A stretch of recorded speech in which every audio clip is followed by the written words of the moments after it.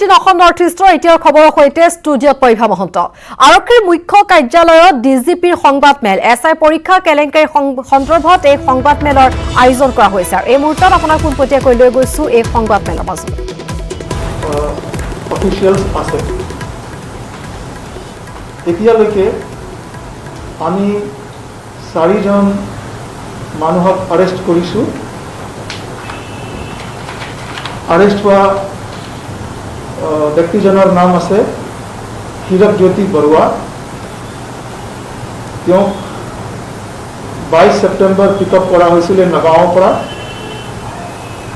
23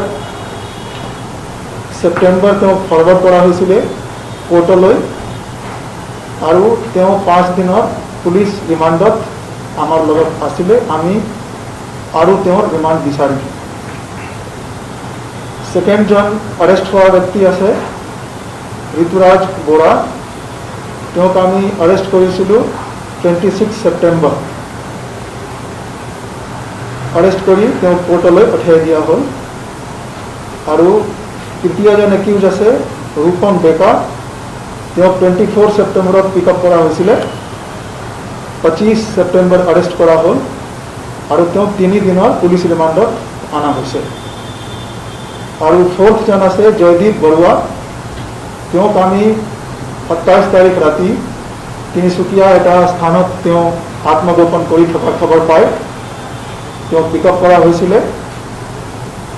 তেওঁক আমি কালি আৰেষ্ট কৰিছিলোঁ, কিন্তু মেডিকেল পৰীক্ষা কৰোঁতে তেওঁ কোভিড পজিটিভ ওলোৱাৰ কাৰণে GMCত এডমিট কৰি দিয়া হৈছে।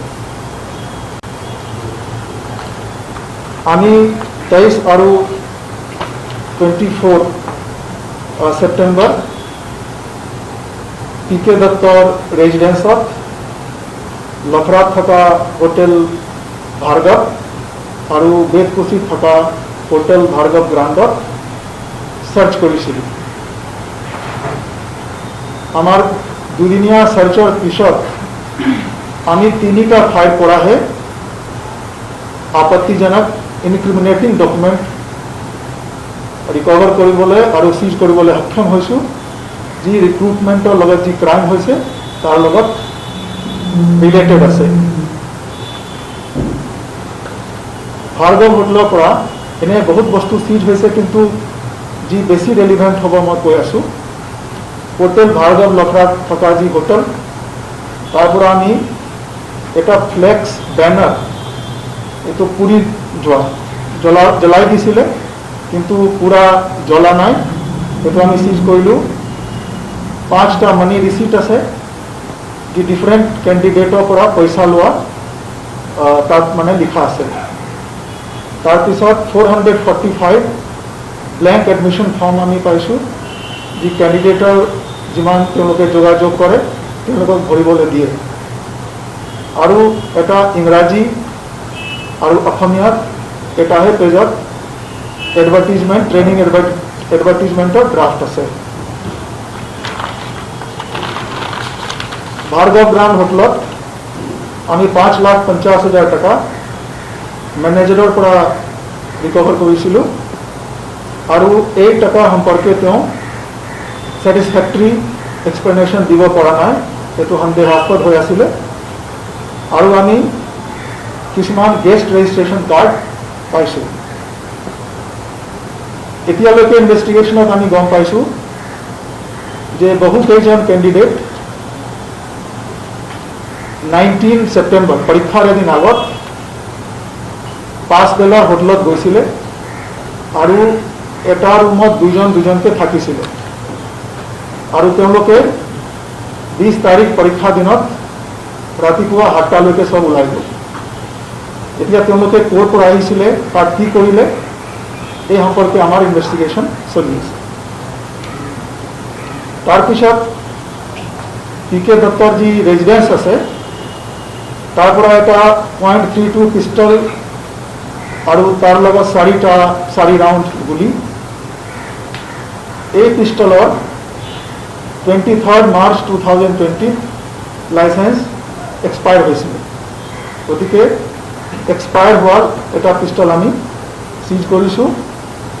তাৰপিছত এজন কেণ্ডিডেট যিজনক আমি এৰেষ্ট কৰিলোঁ, তেওঁৰ এডমিট কাৰ্ড তেওঁৰ ঘৰত আমি পাইছিলোঁ আৰু চিজ কৰিছোঁ।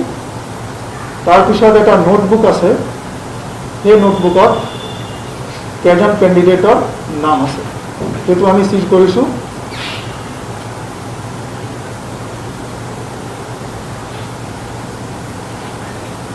মই ভাবোঁ যে এতিয়ালৈকে যি আমাৰ ক'ব লগা একশ্যনবিলাক হৈছে, I have share with you. Okay, এতিয়া আমাৰ তেখেতলোকৰ জিম্মাত থকা অপৰাধী বুলি গণ্য কৰা এতিয়ালৈকে ব্যক্তিসকলৰ ইণ্টাৰগেশ্যন চলি আছে আৰু ফাৰ্ডাৰ প্ৰচেছটো আগবাঢ়ি আছে। আৰু এতিয়া মই মুন্না প্ৰসাদ গুপ্তাক তেখেতৰ সংশ্লিষ্ট কেছটোৰ বিষয়ে সংবাদ মাধ্যমক ক'বলৈ অনুৰোধ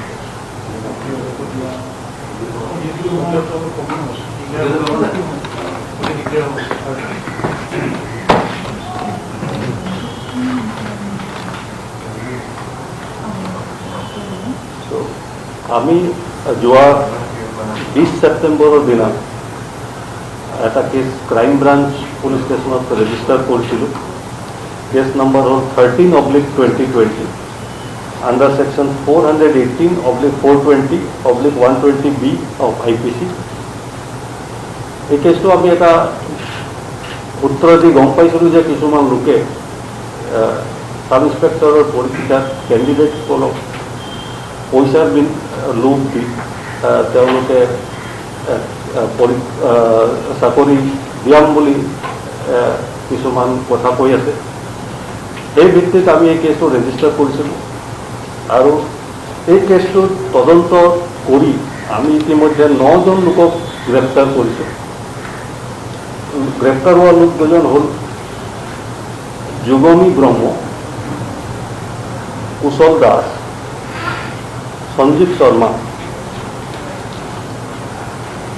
প্ৰাঞ্জল কুমাৰ শৰ্মা, অলকেশ বৈশ্য, প্ৰণৱ বৰা, বিমল থাপা, ধ্ৰুৱজ্যোতি দাস আৰু Ashok Das.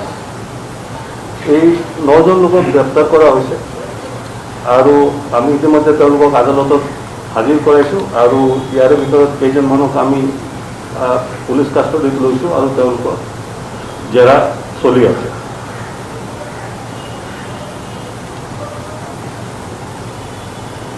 Okay, over to JP Singh. এইটোত আমি কেইটামান পদক্ষেপ লৈছোঁ, যিটো অলৰেডি IG, CID আৰু CP গুৱাহাটীত হৈছে। 1 নম্বৰ, আমি যিটোকে এতিয়াও পলাতক অৱস্থাত আছে আমাৰ এটা অভিযুক্ত PK দত্ত, তেখেতৰ বিষয়ে আমি লোকক চাৰ্কুলাৰ ইছ্যু কৰিছোঁ, যিটোকে মানে তেওঁ যিকোনো এটা লেণ্ড বৰ্ডাৰ নে এয়াৰ বৰ্ডাৰৰ পৰা দেশৰ বাহিৰত ওলাই যাব নোৱাৰে। 2 নম্বৰ, আমি যিখিনি আমাৰ ৰাজ্যৰ পুলিচ আছে গোটেই পুলিচক আমি এটা মেছেজ উইথ ডিটেইলছ অফ এক্সপন্ডিং এক্টিউজ সেইটো আমি অলৰেডি দিছোঁ আৰু এই মেছেজৰ ভিত্তিত তাৰ পৰা এতিয়ালৈকে কোনো আমি কিন্তু পোৱা নাই, কিন্তু আমি অলৰেডি যিটো যাৱতীয় ব্যৱস্থা আছে সেইটো লৈছোঁ। ইন এডিশ্যন আমি PK দত্তৰ গোটেই প্ৰপাৰ্টিৰ এটা এছেছমেণ্ট কৰিছোঁ। এতিয়ালৈকে যিটো আমি পাইছোঁ সেইটো মতে গুৱাহাটীত হোটেলৰ কথাটো মিন টাইম কৰিছে, 4টা হোটেলৰ কথা ওলাইছে আৰু য'ৰ ৰেজিডেঞ্চিয়েল প্ৰিমাইচ আছে।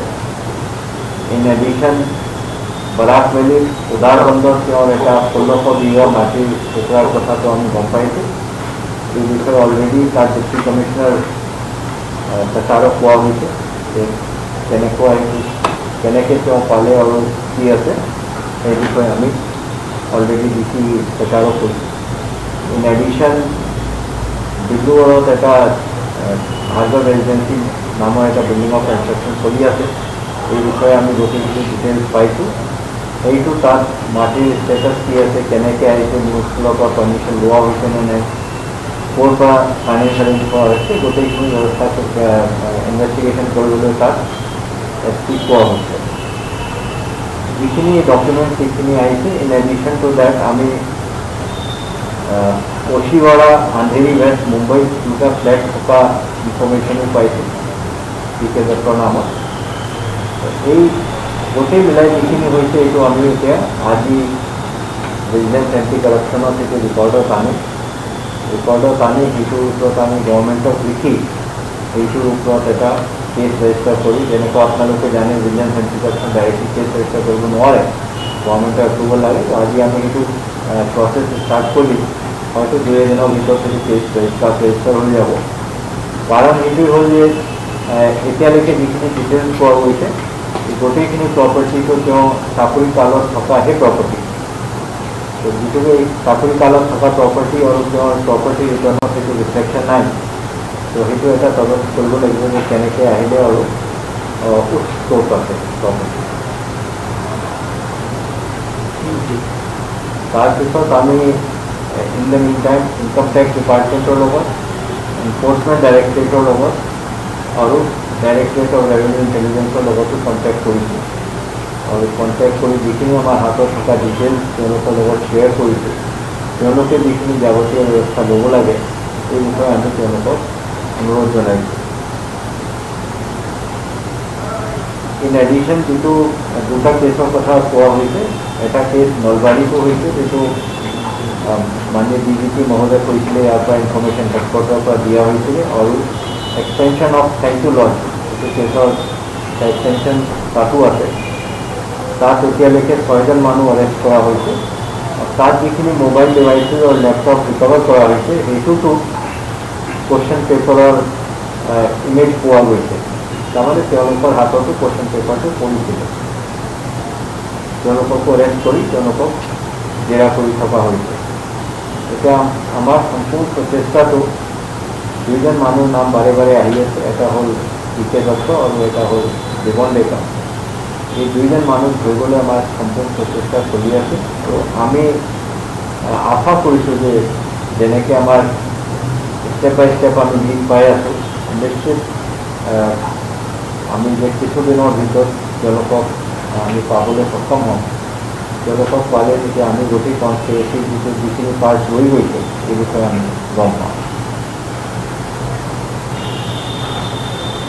কুৱেশ্যন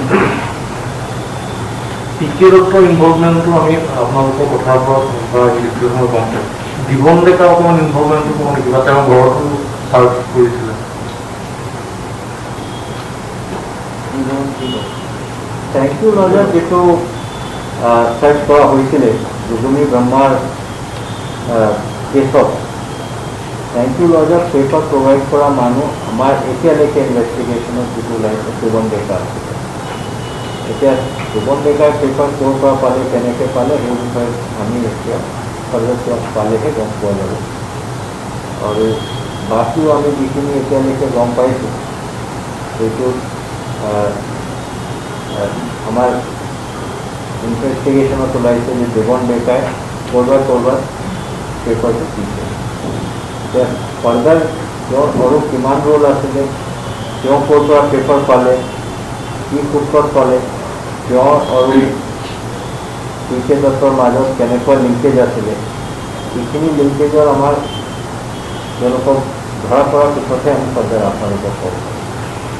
আৰু এটা কথা ক্লিয়াৰফাই কৰিলে ভাল হ'ব, এইখিনি ওলাই আছে বাৰু যে প্ৰদীপ কুমাৰে নিজেও কৈছে তেওঁ ভাষ্যত যে CID ওচৰলৈ লৈ গৈছিলে জীৱন ডেকা আৰু ইজন মানুহ। এইটো প্ৰসংগ এইটো কাৰণে ওলাইছে, CID ওচৰলৈ যিহেতু লৈ যোৱা হৈছিলে বা FIR-ত তেওঁৰ নাম দিছিল নেকি, তেওঁ কালপিত বুলি কৈছে নিজে ইণ্টাৰভিউত। গতিকে আপুনি স্পষ্ট কৰিব পাৰিব যে জীৱন ডেকাক সোধ কৰাৰ পিছতো এতিয়া আজি তাৰিখত জীৱন ডেকা পলাতক বুলি কোৱা হৈছে। এই গোটেই পৰ্যায়টো কেনেকৈ হ'ব? আপোনালোকেও কৈছিলে বা তেখেতেও কৈছে যে জীৱন ডেকাৰ সন্দৰ্ভত FIR দিয়া হৈছিল, তেখেত CID অফিচলৈ গৈছিলোঁ, কিন্তু তাৰ পাছতো তেখেতক কিয় এৰি দিয়া হ'ল বা নজৰবন্দী বা মই দুদিন আগতে এই কথা কৈছিলোঁ, আকৌ আজি এইটো কথা কৈছোঁ যে CID যিটো কেছ হৈছে, CID কেছত FIR-ত জীৱন ডেকাৰ নাম নাই।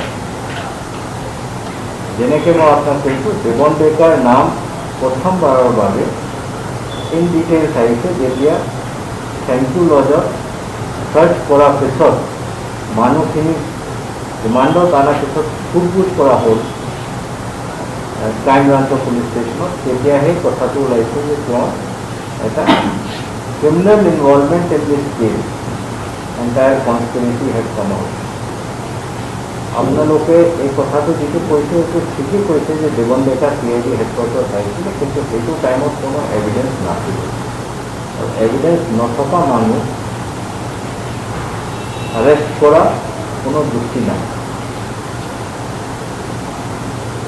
যদি তেওঁ সেইটো টাইমত দেৱন ডেকাৰ কিবা এটা ইনভলভমেণ্ট আহিলে হয়, তেতিয়া নিশ্চিত তেওঁৰ নামটো FIR-ত থাকিলে হয়, যিটোকে FIR-ত তেওঁৰ নাম নাই। For CID to say at that moment that Devon Deka is accused or not accused is impossible. Now since his name has come up, all efforts are being made to locate him and arrest him. And please rest assured that he shall be arrested.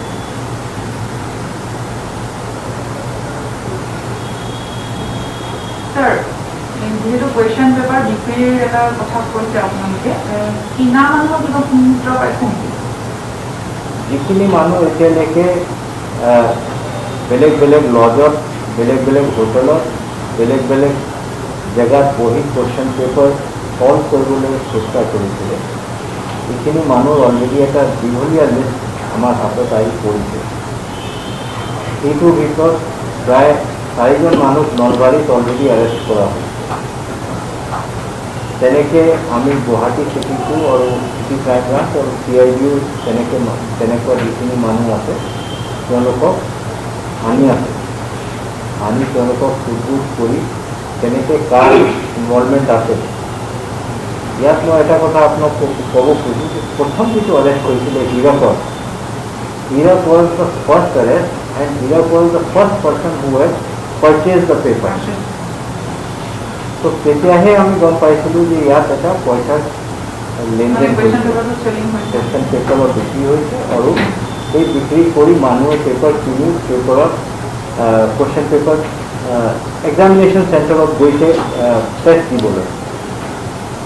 তো এতিয়া যিখিনি মানুহ নাম আহি আছে তেওঁলোকক পৰ্যায়ক্ৰমে অনা হ'ব, কিন্তু যেনেকৈ মই আপোনালোকক কিছুদিন আগতেও কৈছিলোঁ, ফাৰ্ষ্ট এণ্ড ফৰমষ্ট এফাৰ্ট এইটো হ'ল যে যিখিনি মানুহে সেইটো পেপাৰ লিক কৰিলে আৰু যিখিনি মানুহে সেইটো বিক্ৰী কৰিলে তেওঁলোকে আমাৰ ফাৰ্ষ্ট লেয়াৰ অফ এক্সকিউজ, তেওঁলোকক অনাৰ পিছত আৰু পেৰেলেলি যিখিনি মানুহে কিনিছে তেওঁলোকক এৰেষ্ট কৰা হয়।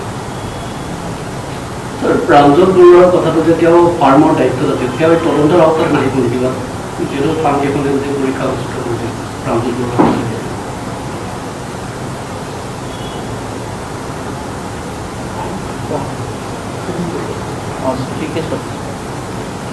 তদন্তত যাৰেই নাম নাহে কিয় সকলোকে সামৰা হ'ব। আৰু তদন্ত ব্যক্তিটো ইম্পৰ্টেণ্ট নহয়, কোনো ব্যক্তিয়ে ইম্পৰ্টেণ্ট নহয়।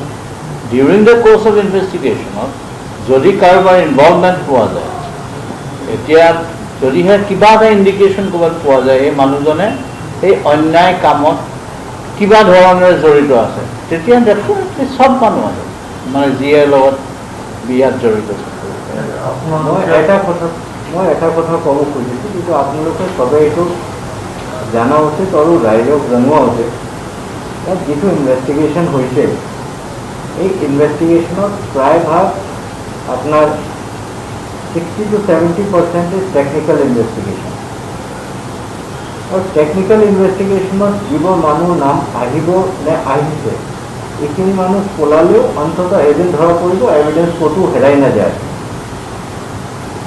whether it is Mr. X, Mr. Y or Mr. Z.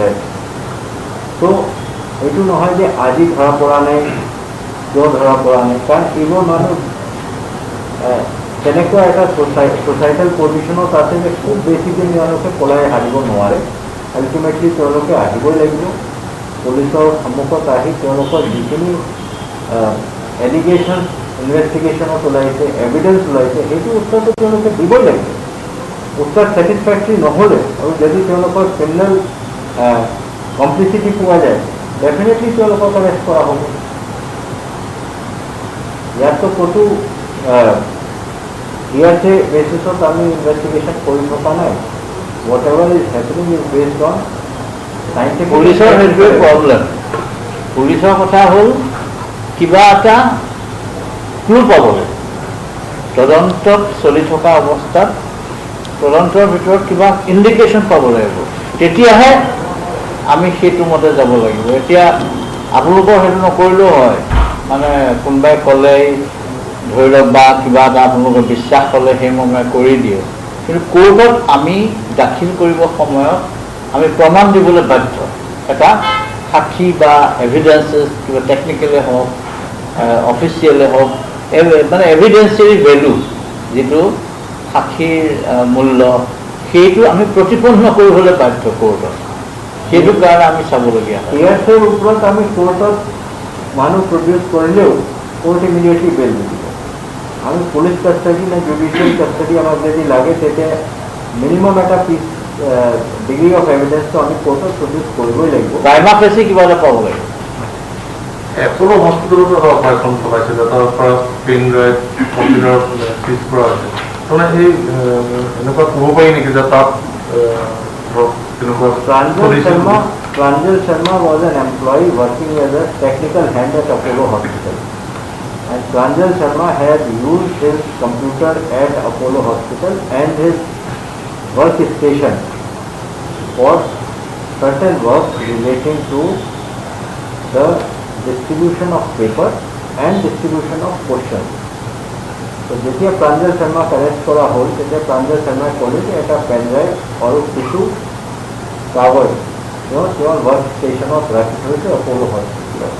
Let me make it very clear that Apollo Hospital as an institution as on today is not involved in this at all. Pranjal Sharma was an employee of Apollo as a technical hand, and he was using his workstation in connection with this client. CID ছাৰক সুধিছোঁ, যিখন মানে আপুনি ক'লে যে 445 form পোৱা গৈছিলে বেংকখন, সেইটো এনে ষ্টেটাছটো ক'ব নেকি? কাৰোবাৰ ডিষ্ট্ৰিবিউশ্যন কৰিছিলে নে কি কৰিছিলে, কি কাৰণে আনিছিলে, কি পাৰ্পজত আনিছিলে বা কাৰোবাৰ ডিষ্ট্ৰিবিউশ্যন, সেইখিনি 445 বুলি কৈছিলে আপুনি। মোডাছ অপাৰেণ্ডি এনেকুৱা আছিলে যে লখৰাত থকা ভাৰ্গৱ হোটেলত এটা অফিচ খুলি লৈছিল ৰিক্ৰুটমেণ্টৰ আগতে, আৰু অফিচত বেনাৰ আছিলে, যি বেনাৰ জ্বলাই দিবলৈ চেষ্টা কৰিছিলে। তাতে কেণ্ডিডেটৰ লগত যোগাযোগ কৰে কিছুমান এজেণ্ট, ডিটেইলছৰ লগত থকা মানুহবিলাকে। তাৰপিছত তেওঁলোকক এটা ট্ৰেইনিঙৰ কাৰণে এডমিশ্যন দিয়ে, আৰু এডমিশ্যন দিয়া সময়ত 10,000 টকা লয়, আৰু 10,000 টকা ৰিচিপ্ট দিয়ে। এই ৰিচিপ্ট আমি কেইটামান ব্যৱহাৰ কৰিছোঁ।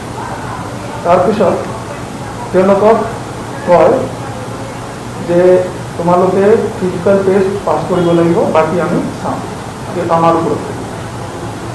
আৰু তেনেকুৱা কেণ্ডিডেটক ফিল্ডত লৈ গৈ ঘূৰা মেলা, তাৰপিছত লং জাম্প, হাই জাম্প, ৰানিং, টাইমছত সেইবিলাক কৰোৱায়। কিন্তু এই গোটেই প্ৰচেছটো এটা প্ৰিটেক্সট আছিলে ইলিগেল ৰিক্ৰুটমেণ্টৰ কাৰণে। এইবিলাক কেণ্ডিডেটৰ লগত আকৌ পইচা পাতি যেতিয়া ইনামৰ ওচৰত এই পইচা পাতিটো কথা পাতে যে ইমান লাখ দিব লাগিব, তাৰপিছত তুমি ৰিটেন পৰীক্ষা পাছ কৰিব। আমি যিজন কেণ্ডিডেটক এৰেষ্ট কৰিছোঁ, সেই কেণ্ডিডেটেও এই ৰানিং গ্ৰুপত আছিল, আৰু আমি গোটেই সেইকাৰণে ষ্টৰিটো গম পাওঁ। এটা নিউজ চিজ কৰা তেওঁ ঘৰৰ পৰা, পিকে দত্তৰ ঘৰৰ পৰা প্ৰায় 5 কেজি কোনো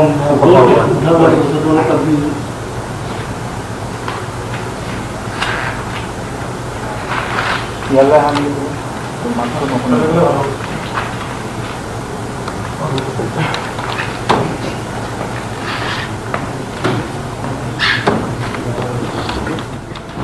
ইয়াত মই ক্লেৰিফাই কৰি দিওঁ যে এনে বাহিৰত বহুত ধৰণৰ কথা ওলাইছে, কিন্তু আমাৰ ফালৰ পৰা কোনো অফিচিয়েল ষ্টেটমেণ্ট দিয়া হোৱা নাছিলে। তেওঁৰ ঘৰৰ পৰা এটা বেগৰ ভিতৰত আমি কিছুমান জুৱেলাৰী পাইছিলোঁ। তাৰ ভিতৰত 1.522 kg গোল্ড অৰ্নামেণ্টছ আছে। 1.522 kg চিজ কৰা হৈছে। as per procedure in front of witness under videography. আৰু কেছ কিবা পোৱা গৈছিল নেকি? কেছ পোৱা গৈছিলে কিন্তু বেছি নাছিলে।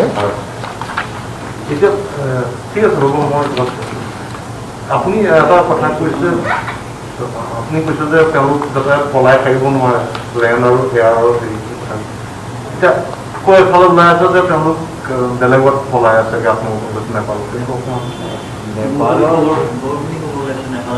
নেপালৰ বৰ্ডাৰটো কি হয় যে আপোনালোকে জানে যে নেপালৰ লেণ্ড বৰ্ডাৰত কিছুমান লেণ্ড বৰ্ডাৰ পোষ্ট আছে যিটোত এণ্ট্ৰি কৰি যাব লাগে, কিন্তু প্ৰায়ভাগ প'ৰাছ বৰ্ডাৰ। তো মানুহে যে লেণ্ড বৰ্ডাৰ পোষ্ট হৈ যাব সেইটোতো কোনো গেৰেণ্টি নাই। সেইকাৰণে আমি তাতো অলপ চকু ৰাখিছোঁ, তাত ক'ৰবাত গৈছে নে নাই। বিশেষভাৱে PK দত্তৰ জোঁৱাইক নেপালৰ, তেওঁৰ নেপালৰ যিটো এড্ৰেছ আছে সেইটোৰ ওপৰতো আমাৰ চকু আছে। আমি গোটেইখিনি যিখিনি কৰিছোঁ, এতিয়া মানে ইয়াত টেকনিকেলি আমি কি কৰিছোঁ কোৱাটো মোৰ কাৰণে সম্ভৱপৰ নহয়, কিন্তু আমি চকু ৰাখি আছোঁ। আমি এই সন্দৰ্ভত এটা পুৰস্কাৰো ঘোষণা কৰিবলৈ মনস্থ কৰিছোঁ দুয়োজন ব্যক্তিৰ কাৰণে, যি দুজন ইম্পৰ্টেণ্ট পলৰীয়া বুলি আমি ভাবিছোঁ। এইটো ওলাব নহয়, আজি আমি উলিয়াই দিম। PK দত্তৰ ৰিমন ডেকাৰ তেওঁলোকৰ কাৰণে আমি সমুদায়সমূহ সদাশয় ৰাইজক মানে অনুৰোধো কৰিম আৰু তেখেতলোকেও আমাক সহায় কৰক এই ক্ষেত্ৰত তেওঁলোকক লোকেট কৰিবৰ কাৰণে। মই আৰু এটা কথা ক'ব খুজিছোঁ, কিছুমান মানুহে এনেকুৱা কথাটো কৈছে যে আমি ভয়ৰ কাৰণে ইনফৰ্মেশ্যনটো দিয়া নাই, নে যিবোৰ পেৰিফেৰেল ইনভলভমেণ্ট আছিলে তেওঁলোকে এইটো কৈ আছে যে আমি ডিটেইলছ দিব পাৰোঁ যদি আমাক অভয় প্ৰদান কৰে। আমি যিখিনি নিৰাপত্তা লাগে সেইখিনি আমি নিৰাপত্তা দিম, কিন্তু আমাৰ ফালৰ পৰা ৰিকুৱেষ্ট যিবোৰ মানুহে পলাতক আসামীৰ বিষয়ে যদি কিবা খবৰ জানে সেইটো দিব লাগে। ইন এডিশ্যন টু দেট যদি কাৰোবাৰ হাতত কিবা তথ্য আছে in connection with the leakage of this examination paper, এইটো আমাক দিব লাগে। নিৰাপত্তা আমি ইনশ্যৰ কৰিম। যিবোৰ মানুহে নিজে পলাই আছে তেওঁলোকে বেলেগক হাৰ্ম কৰিব পাৰিব বুলি মই নাভাবোঁ। আৰু ইন দ্য মিন টাইম আপুনি দেখিছে যে আমি যিখিনি PK দত্তৰ প্ৰপাৰ্টি আছিলে প্ৰায়খিনি প্ৰপাৰ্টি চিজ কৰিছোঁ। তেওঁৰ লগত থকা যিখিনি মানুহ আমি ইনফৰ্মেশ্যন পাইছোঁ, য'ত তেওঁলোকে কোনোবা এটা কেছত জড়িত হৈ আছে আমি তেওঁলোকক অলপ এৰেষ্ট কৰিছোঁ। তেওঁলোকৰ ওপৰত আমি খুব ক্ল'জলি ৱাচ ৰাখিছোঁ, মনিটৰ ৰাখিছোঁ। মোৰ ৰাইজৰ প্ৰতি এটাই ৰিকুৱেষ্ট যে য'ত খবৰ যাৰ হাতত আছে সেইটো কাইণ্ডলি আমাৰ লগত শ্বেয়াৰ কৰক, যিটোকে আমি এই কেছত ইনভল্ভ গোটেই মানুহটো ধৰিব পাৰোঁ আৰু কেছটো আমি ক্ল'জাৰত লৈ যাব পাৰোঁ। ছাৰ, পৰীক্ষামূলক যিখিনি এজেঞ্চি আছে সেইসমূহ তদন্তৰ বাবে আহিব। আগতে কোৱাৰ দৰে যেতিয়াই পোৱা যাব এই বিষয়ে ক্লু, এই বিষয়ে কিবা ইণ্ডিকেশ্যন, তেতিয়াই কৰা যাব।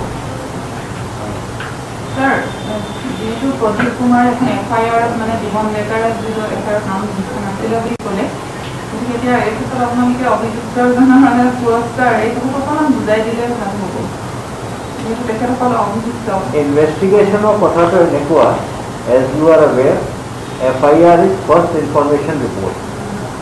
ফাৰ্ষ্ট ইনফৰ্মেশ্যনৰ ৰিপৰ্টত জেনেৰেলি